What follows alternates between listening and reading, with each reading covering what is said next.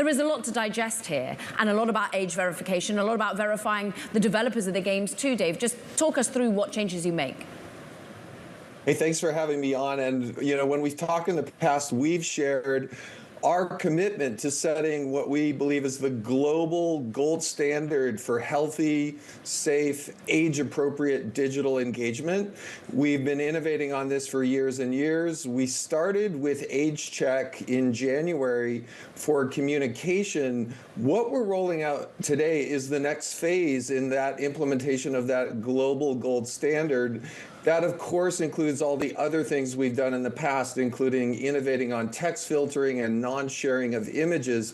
So today we're announcing kids accounts and select accounts. We use age estimation to automatically assign people to the right account, and we connect them with appropriate content. For kids accounts, they get mild content, things like grow a garden.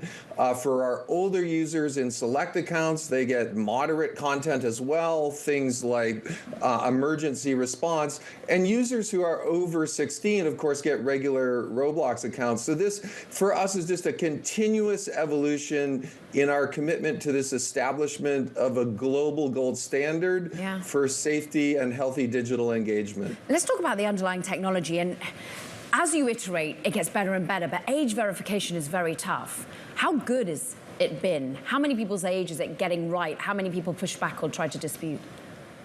Yeah, we started experimenting with facial age estimation middle of last year, late of last year. We saw that it was more than good enough to estimate age. And in addition to that, we use additional signals. We're constantly incorporating other signals in addition to facial age estimation to put people in these right categories. It's enabled us to do a lot of future things that not really many other social networking or social media apps are doing, and that includes connecting people with people of the right age, not connecting older people with younger people when they're chatting. And with this new innovation today, of course, doubling down on connecting people with the right content. Dave, the balance is between sort of codifying, taking action on age verification, which you've done, and then the impact on engagement, daily active users. What have you and the team modeled for on how you see daily active users and engagement responding to this new set of rules? Yeah. Thank you for highlighting this. And I do want to highlight, as we run this company, we're always leaning in on doing what we believe is the right thing for our huge community, almost 150 million daily active users, and respecting that community and building an innovative product with safety built in by default. We've seen 65% of our US daily users now age check. That number continues to grow, and we're optimistic about it. So we have modeled this in. We have a lot of other things coming throughout the year as well. And we continue to focus on doing the right thing for our community. How much does whether a game is addictive or not factor into this, Dave? And as you know, the broader question is whether gaming platforms should be talked about in the same conversation as what we're seeing in social media bans around the world and the conversation on social media addiction. I want to speak out for the gaming industry as a whole relative to social networking and social media. There's something really important about multiplayer gaming and experience. It's a connection activity rather than a being alone activity. It's an activity that typically involves creation and imagination rather than raw consumption. So we see gaming very differently than social media and social networking. And in many respects, gaming is the future extension of what I used to do on a rainy day, which is call my friends on the phone and connect with them that way. So we're optimistic going forward. Gaming is very much in a different category. We build a platform so people can have fun and connect more than what you're mentioning.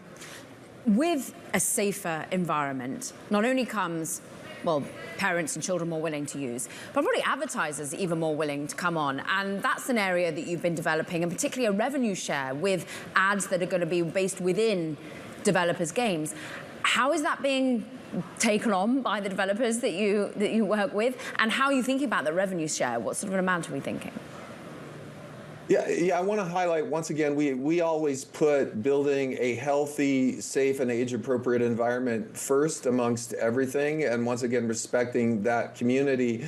But as you correctly mentioned, in immersive 3D environments, if I go to a NASCAR race, for example, I may see some interesting products on the cars or on the billboards, and those are typically things that are appropriate for people of all ages. So we continue to build out that advertising opportunity on Roblox. In addition to those immersive types of ads, more and more of our creators are actually buying ads to help people recognize that they have a new creation. So we're still early in the advertising opportunity, but we believe it's very large. How large could the revenue split be? Have you got an idea of where that percentage will edge out on particular developers?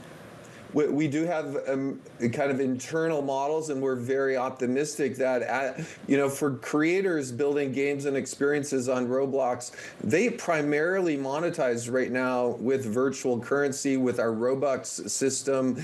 There are millions and creators on our platform, and a portion of them actually build creations that monetize. And we've shared how this vibrant community is really building a new place for people to work.